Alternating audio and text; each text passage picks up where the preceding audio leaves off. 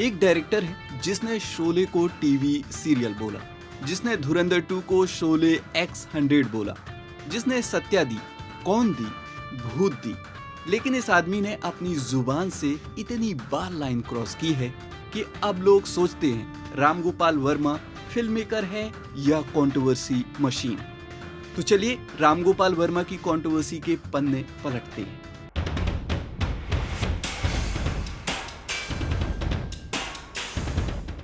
शुरुआत करते हैं हालिया कंट्रोवर्सी से। हाल ही की बात है, राम गोपाल वर्मा ने एक ट्वीट किया और इंग्लिश फिल्म ऑब्सेशन के कैरेक्टर निकी को इंडियन महिलाओं के साथ जोड़ दिया। उन्होंने लिखा, every woman has a bit of Nikki in her. Nikki film का एक कैरेक्टर जो ऑब्सेसिव और मैनिपुलेटिव है। इंटरनेट भड़क गया, लोगों ने कहा यह मिसोजिनिस्टिक है। सभी महिलाओं को एक मैनिपुलेटिव कैरेक्टर से कंपेयर करना यह सही नहीं, और आरजीवी ट्विटर पर खूब ट्रोल हुए। लेकिन राम गोपाल वर्मा, उन्होंने कोई माफी नहीं मांगी, अपनी बात पर कायम रहे। यही उनका स्टाइल है, बोलो, ट्रेंड करो और अगले कंट्रोवर्सी पर चले जाओ। यह कंट्रोवर्सी सालों तक चलती रही और आज भी चल रही है। राम गोपाल वर्मा और उर्मिला मातोंडकर के बीच अफेयर की अफवाहें। रंगीला, सत्या, भूत। उर्मिला ने आरजीवी की कई फिल्म्स में काम किया और रेडिट पर एक पोस्ट ने क्लेम किया, राम गोपाल वर्मा की एक्स वाइफ रत्ना ने जब यह पता चला तो उर्मिला को थप्पड़ जड़ा। यह कभी ऑफिशियली कंफर्म नहीं हुआ, लेकिन यह रूमर बॉलीवुड के अंदर काफी चर्चा में रहा। उर्मिला ने जनता के सामने कभी इस बारे में बात नहीं की और आरजीवी, उन्होंने भी कभी ऑफिशियली कुछ नहीं कहा, लेकिन यह रूमर आज भी इंटरनेट पर जिंदा है। 2017 अंतर्राष्ट्रीय महिला दिवस। दुनिया भर में महिलाओं को सेलिब्रेट किया जा रहा था और राम गोपाल वर्मा ने ट्वीट किया, मेरी विश है कि हर महिला उतनी खुशी दे जितनी सनी लियोनी देती है।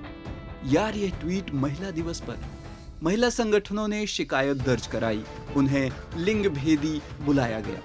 राम गोपाल वर्मा ने ट्वीट डिलीट किया, लेकिन माफी नहीं। उन्होंने कहा, मेरा मतलब अलग था, लेकिन जो बोल दिया वो बोल दिया। एक इंटरव्यू में राम गोपाल वर्मा से महिलाओं के बारे में पूछा गया और उन्होंने कहा, मुझे महिलाओं का दिमाग नहीं, शरीर पसंद है। सोशल मीडिया पर हैवी बैकलैश। विकिपीडिया पर भी यह स्टेटमेंट डॉक्यूमेंटेड है। लोगों ने कहा यह ऑब्जेक्टिफिकेशन है, महिलाएं सिर्फ बॉडीज नहीं हैं। लेकिन आरजीवी का एटीट्यूड हमेशा सेम रहा, मैं जो सोचता हूं वो बोलता हूं। यही उनकी सबसे बड़ी प्रॉब्लम है और यही उनकी सबसे बड़ी आइडेंटिटी भी। श्रीदेवी थंडर थाइस, ये सबसे शॉकिंग था। राम गोपाल वर्मा ने कहा था, श्रीदेवी की लोकप्रियता का कारण उनकी एक्टिंग नहीं, बल्कि उनके थंडर थाइस थे। श्रीदेवी जो भारत की सबसे बड़ी एक्ट्रेसेस में से एक, जिन्होंने चांदनी दी, चालबाज दी, लम्हे दी, और राम गोपाल वर्मा ने उनकी लेगेसी को एक बॉडी पार्ट से रिड्यूस कर दिया। बोनी कपूर श्रीदेवी के हस्बैंड, उन्होंने कहा यह विकृत मानसिकता है और ऑनेस्टली कोई भी इससे डिसएग्री नहीं करता।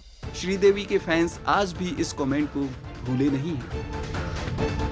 2018 राम गोपाल वर्मा ने अडल्ट स्टार मिया मालकोवा के साथ एक फिल्म और रिलेटेड पोस्ट बनाई, गॉड सेंट ट्रुथ। इस पर उन पर कई आरोप लगे महिलाओं के इंडिसेंट रिप्रेजेंटेशन के लिए, और मामला इतना बढ़ गया कि पुलिस पूछताछ तक हुई। हैदराबाद पुलिस के सामने उन्हें आना पड़ा।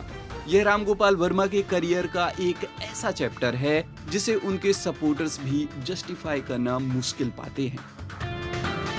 और हैदराबाद पुलिस की पूछताछ सिर्फ मिया मालकोवा तक नहीं रही। 2018 में महिलाओं पर कथित आपत्तिजनक टिप्पणियों को लेकर भी उनसे पूछताछ हुई। राम गोपाल ने स्टेटमेंट दिया, कुछ चीजें एक्सप्लेन की, लेकिन पैटर्न यह था कि यह पहली बार नहीं था और दुर्भाग्य से आखिरी बार भी नहीं था।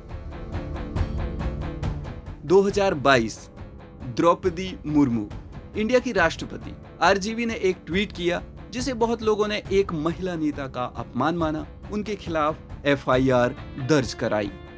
एक बात समझो, राम गोपाल ने जब धुरंधर 2 की तारीफ की, स्पीलबर्ग और नोलन को धुरंधर 2 देखने की एडवाइस दी, तब लोगों ने कहा यह आदमी ब्रिलियंट है।